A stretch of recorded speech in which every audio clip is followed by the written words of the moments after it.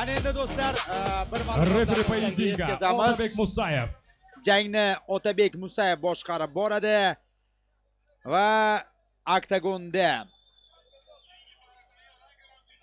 rossiyalik sportchi 6 yukka rekordiga ega bo'lgan Kamal Guseynov va uning raqibi mamlakatimiz vakili Davlatbek Hojiyev. Bu endilikda Komeni eventga aylangan qarama-qarshilik jang do'stlar. Sababi afsuski Xotanbek Boynazarov sog'ligida bo'lgan muammolar tufayli kechamizning asosiy jangida ishtirok eta olmaydi. Har ikki sportchi ham jismonan juda ham yaxshi tayyorgarlikka ega. Ikkalasini ham bazaviy sportdi. Bu kurash va taktik jihatdan haqiqatdan juda ham qiziq jang bo'ladi. Kamal Guseynov oxirgi jangida juda ham tajribali sportchimiz Jahongir Jumayevni yenga oldi va G'oziyev jang qilishga qaror qildi Guseynov bilan. Guseyev juda kuchli jangchilardan biri hisoblanadi. Albatta. Noodatiy, nostandart usullar amalga oshiradi parterlarda va Yomon emas Hojiyev. Hozir ikkita qo'l zarbasi yuqoridan.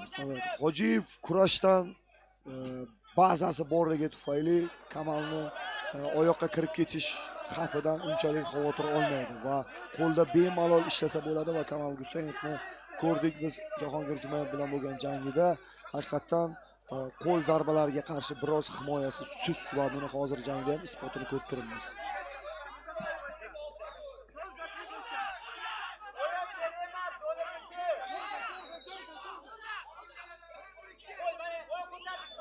Qo'l zarbalarini ishlatishni so'rashyapti Kamal Guseynovga qarshi Hojiyevdan.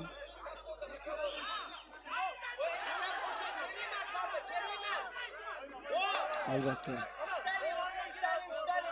Davlatbek osonlikcha o'zini yiqitib qo'ymaydi. Yaxshi, kombinatsiya uchtadan zarbadan iborat bo'lgan. Doston Bozorov ham bu yerda, Yoqubov ham. Kamal Guseynov o'zini biroz yo'qotib qo'yapti, chunki kurash usullari o'tmayapti unda. Qo'ldan birin-ketin zarbalar o'tkazib yuborishni boshladi va uni mana bunday qiyin ahvolga solgandan keyin albatta bu G'oziyevning ustunligiga aylanadi.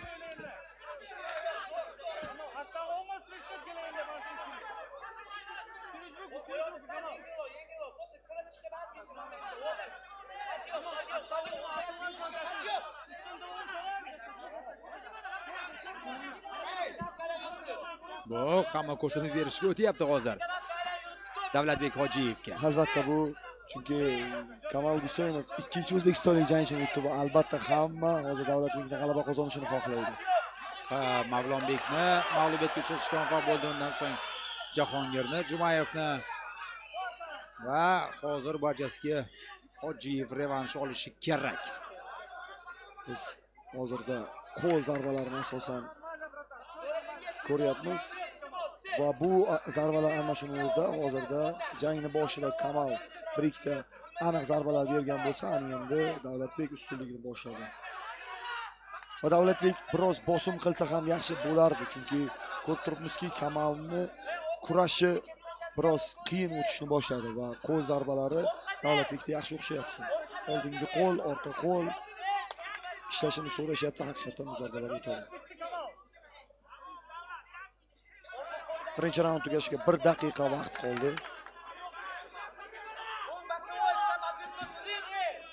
Hayajonli jang kutyapti chamamda bizni do'stlar. Har bir raund yoki qandaydir vaziyat. Hojiyev hozir jangni parterga o'tkazmoqchi. Nima uchun? So'nggi daqiqa o'tib borayotganda bitta takedown juda muhim deb menimcha o'yladi. Bilasizmi, Kamal Guseynovga qarshi mana bunday holatlarda ehtiyot bo'lish kerak, chunki unda spinning backface zarbasi juda ham faol va mana Kamal o'zini rejasini amalga oshira oldi. Chalg'itdi qo'l bilan va kurashda yiqitdi takedown, hozir bitta takedown raund davomida va mana shu harakati tufayli ham, lekin passiv harakat qilyapti. Nazorat Kamalda. 15 soniya vaqt qolmoqda. Dastlabki raund yakuniga yetishiga bog'lash kerak. Hozir kuchli zarba o'tkazib yubormaslik shart. Mount ko'rinashi bo'lyapti Guseynov. Mount ko'rinashi bo'lmoqda. Yana 4 soniya. Hozir mahkam yopishyapti raqibga va bo'ldi. Birinchi raund yakuniga yetdi. Umuman olganda yomon emas. Raund o'tkazdi, faqat oxirida mana shu takedown biroz ortiqcha edi. Lekin Davlatbek imkoniyat boy berilib turgan vaziyatda ham pozitsiyada, ya'ni parterda faol harakat qilishga harakat qilyapti. Faollik ko'rsatyapti. Kamalning yuz ifodasidan bilib turibmiz, biroz qiyin vaziyatda qolyapti u ham. Chunki juda ham ko'p takedownlarga urinish bo'ldi, lekin bittasi o'tdi, mana ko'rdik. Bitta epizodning o'zida 4 ta zarba o'tkazib yuborgan yuzdan.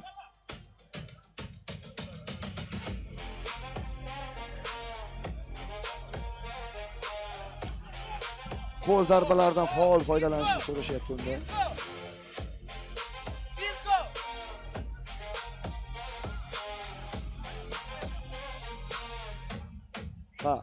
Jamoasi tarafdan ham xuddi shunday ko'rsatmalar berilyapti, ya'ni qo'l zarbalaridan foydalan. Undan keyin chap qo'shing bo'ldi, unda o'zi emas, chapni ham qo'shing. Eshitibsizlar do'stlar. Sizlarga ham eshitilyapti adashmasam. Hammaga eshitilyapti. Kallasi qopga to'shib bo'ladi bu tarafni. Mo'jiza amfiteatrga yig'ilgan muxlislarga ham eshitilyapti hozir. Faqat Yoqubovning ko'rsatmalari. Va muxlislar ham qo'shilishdi ularning fikriga. Buxoro Og'loni mamlakatimiz vakili yomon raund o'tkazmadi.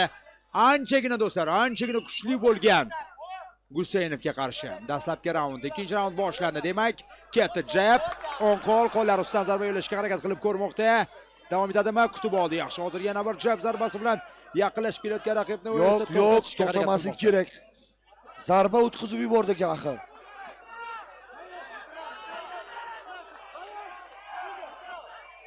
Neytral burchakka borishni so'rayapti Otabek Musayev.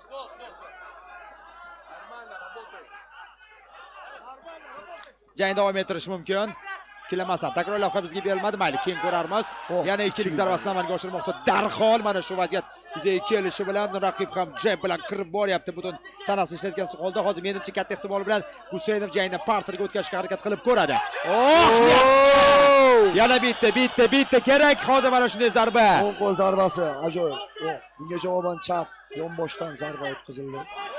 Ikkinchi zarbani o'tkazib yubordi, uchinchi zarbani o'tkazib yubordi. Joyda turib qolyapti. Konsentratsiyani joyiga qo'yish kerak. Nega axir mana shunday? Yaxshi middle kick qoringa hozir yaxshi kombinatsiya amalga oshirgandan so'ng o'zi bir qancha jablarni o'tkazib boryapti.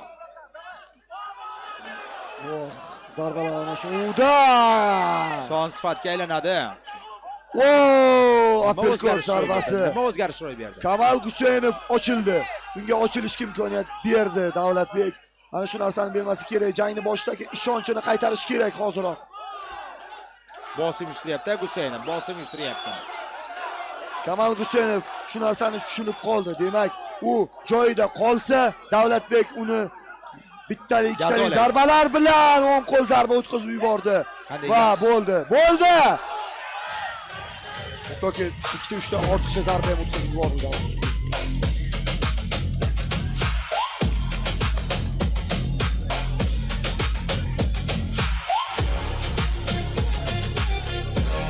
Nimadir o'zgardi mana shu jangda. Nimadir yo'lida ketmay qoldi. Ushbu jangda nokaut bilan g'alabaga erishdi. Победитель Sokolov Novoboya Вечера KO nokauta Maxachqal'a Dag'iston Xalq Kamal Guseynov.